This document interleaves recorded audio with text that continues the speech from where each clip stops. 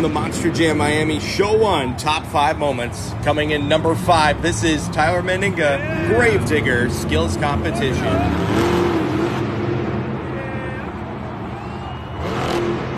Awesome combination moonwalk to wheelie.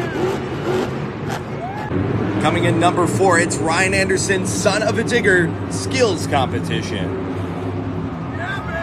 Awesome bicycle into a sidewall, and watch what happens here. Saves it.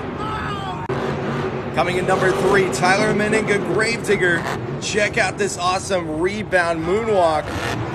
Nobody has done that ever since Tom Mentz. Coming in number 2, Charlie Pauken with this crazy save in Monster Mud. And number 1, Tyler Meninga, Gravedigger, insane run, your freestyle winner, Show 1.